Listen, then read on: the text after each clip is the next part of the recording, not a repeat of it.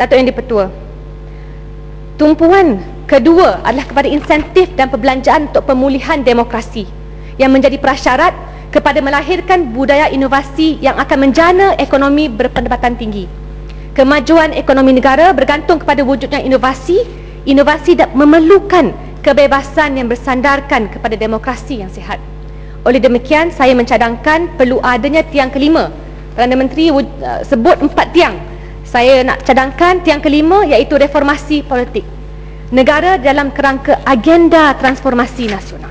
Pemulihan demokrasi melibatkan, Datuk Yang di-Pertua, penghapusan undang-undang anti-demokratik seperti AUKU, ISA atau pencetakan dan penerbitan, dan mewujudkan pilihan raya umum yang benar-benar bebas dan adil. Kedua-dua usaha ini bukan sahaja akan menjadi pemangkin kepada budaya inovasi, tetapi juga akan memulihkan keyakinan pelabur asing kepada negara, insya-Allah. Justru Belanjawan 2011 sepatutnya melibatkan perbelanjaan untuk menjayakan proses pemulihan demokrasi, termasuk membentuk Suruhanjaya baru yang berkaitan seperti Suruhanjaya Hak Asasi Wanita dan Kanak-kanak, Suruhanjaya Kebebasan Media, di samping pengupayaan atau pemerkasaan Suruhanjaya Hak Asasi Manusia yang sedia ada ataupun Suhakam.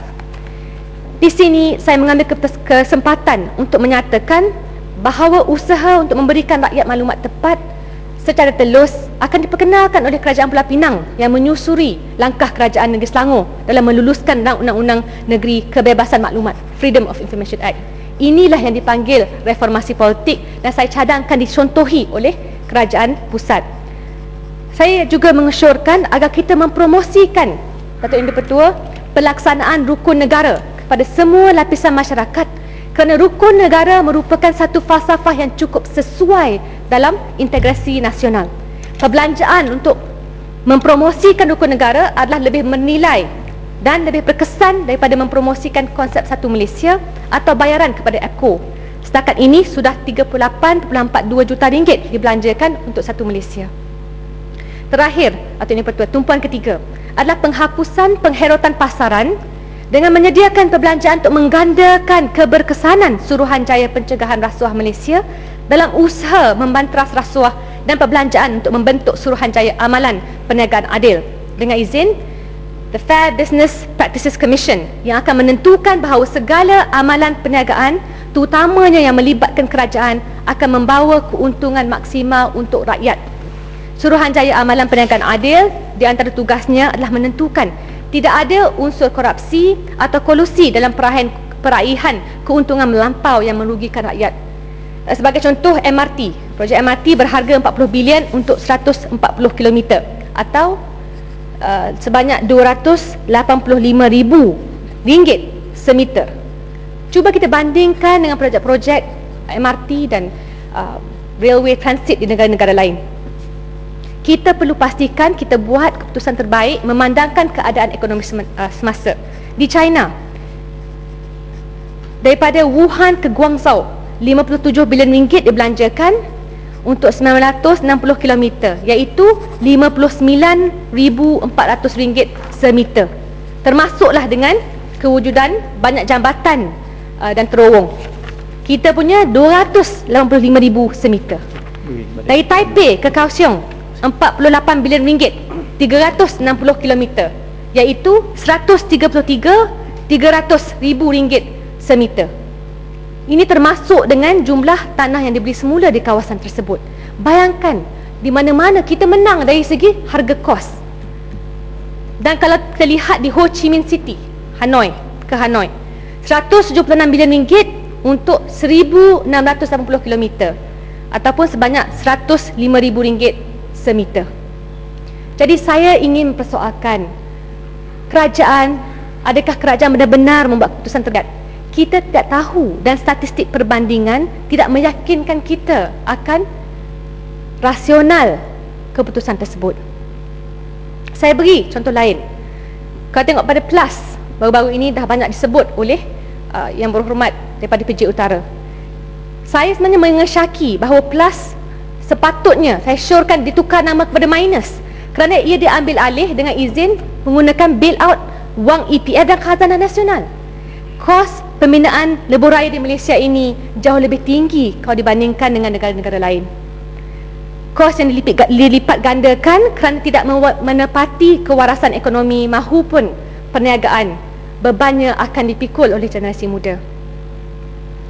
Dan saya terus pada contoh lain, contoh IPP, di mana akhir tahun 2010 menyaksikan tarikh tamatnya rundingan untuk mendapatkan pemanjangan perjanjian selepas tahun 2014-15. Datuk Yang di-Pertua, YTL Power Generation Sdn Bhd, Genting Sanyang Power Sdn Bhd, Segari Energy Ventures Sdn Bhd, Power Tech Berhad, Port Dickson Power Sdn Bhd.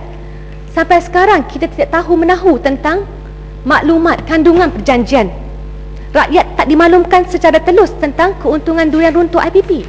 Dengan izin, according to Industry Executives and Petronas official data, about 56% of the gas supply in Peninsular Malaysia goes to its power sector, and of the amount, more than 55% is taken up by independent power producers, which have been buying the gas at a subsidized rate since 1997. Former TNB Chairman, ini dah disebut banyak kali tapi saya ingin sebutkan untuk memberi message yang jelas. Tan Sri Ani had said in an interview, dengan izin, there was no negotiations, absolutely none. Instead of talking directly with the IPPs, TNB was sitting down with the EPU, and we were harassed, humiliated and talked down every time we went there. Kalau kita benar mahu menuju transformasi ekonomi, kerajaan wajib menerangkan perjanjian yang diberi kepada generasi pertama IPP sekurang-kurangnya. Kita mahu tahu maklumat lanjut perjanjian tersebut, kerana yang menerima bahananya dan menanggung hutang adalah rakyat.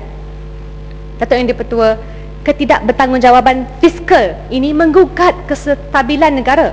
Kerana bangunan 100 tingkat tak mungkin, tak mampu menanggung beban hutang, beban korupsi, beban dosa-dosa manipulasi sebegini. Saya tidak mempersoalkan keperluan pembangunan, tetapi yang saya persoalkan, berapakah kos yang diperlukan untuk pembangunan, kerana sejarah menunjukkan bahawa kosnya terlalu tinggi dan akan membawa kepada senario dengan izin, we will privatize the profits and socialize the losses, seperti yang berlaku pada sebelumnya. Kegagalan syarikat-syarikat pengangkutan rel, Putra, Star LRT, hingga kerajaan UMNO, APCO terpaksa bail out menggunakan suntikan 600 juta ringgit dan akhirnya diletakkan di bawah SPNB. Sebagai penutup, Datuk Yang di-Pertua, cabaran yang dihadapi dalam persimpangan ekonomi global yang saya maksudkan boleh digambarkan dengan contoh apabila seorang rakyat Malaysia yang menjadi pelajar undang-undang terbaik di Cambridge University, United Kingdom, telah diberikan beasiswa oleh negara jiran dan dilaporkan akan bekerja di negara tersebut. Inilah realiti kita apabila adik Tan Jong Shan yang mendapat keputusan terbaik jurusan undang-undang di Queen's College, Cambridge University, akhirnya diciluk Singapura. Ini bermaksud bahawa kita telah sekali lagi hilang seorang lagi modal insan akibat daripada dasar-dasar kerajaan yang kurang sempurna seperti yang saya sebutkan. Akhir kata, Datuk Yang di-Pertua, kadang-kadang sampai saya terbayang, adakah benar Singapura yang dilanggar todak ataupun kita? Sekian, saya mohon mencadang.